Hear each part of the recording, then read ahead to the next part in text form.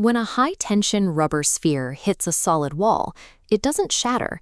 It absorbs the impact, deforms, and then snaps back into shape. Human psychology works in a remarkably similar way. We tend to think of resilience, our ability to adapt to hardship, as an innate character trait. You either have it or you don't. But clinical psychology shows us that resilience is actually a set of learned behaviors. In this video, we are going to do two things. This document is the Brief Resilience Scale, the clinical tool measuring your ability to rebound from stress. On your paper, write numbers 1 through 6 to rate your agreement. Use a 1 to 5 scale. 1 means strongly disagree, and 5 means strongly agree. Step 2 requires math. Questions 2, 4, and 6 are negative, so we reverse code them. A 5 becomes a 1, a 4 becomes 2. Flip those 3 scores. Add all 6 numbers together and divide by 6 to find your average. This chart shows how clinical psychologists categorize your average score. A score between 1.00 and 2.99 indicates low resilience. 3.00 to 4.30 is normal resilience, and 4.31 to 5.00 is high resilience.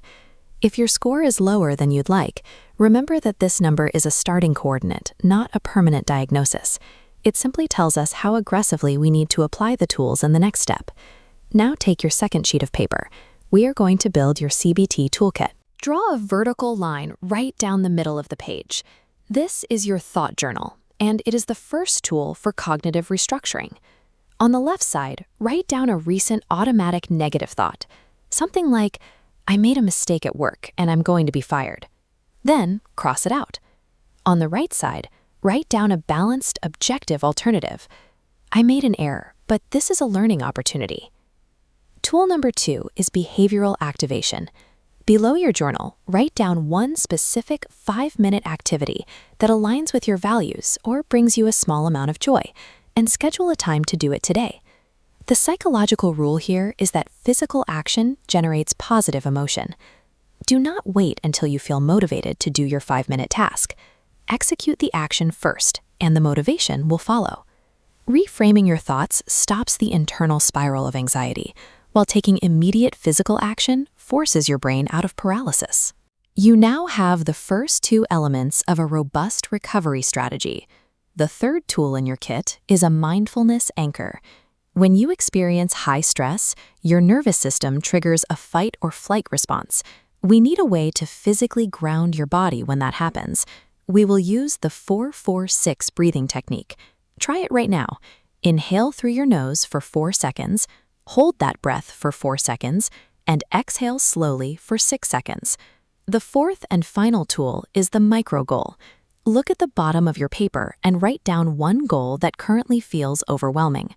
Now slice that goal into its absolute smallest actionable piece. People often fail here by overcommitting. If your goal is to overhaul your diet, your micro goal shouldn't be to meal prep for a month. It should be to drink 1 glass of water right now. It must be a task that feels impossible to fail. By pairing physical breathing with a fail-proof micro goal, you regain immediate agency over your present emotions and future trajectory. This completes your defense system. Look at the 2 pieces of paper in front of you. You have established a clear mathematical baseline for your current stress response, and you have built a 4-part cognitive behavioral therapy toolkit. Resilience is a muscle that responds to training. It requires you to actively use these specific tools when you face adversity. Keep your toolkit visible on your desk or your fridge so you can reference it easily. Then, set a reminder on your calendar to retake the Brief Resilience Scale in exactly 30 days. Hardship in life is inevitable, but suffering is manageable.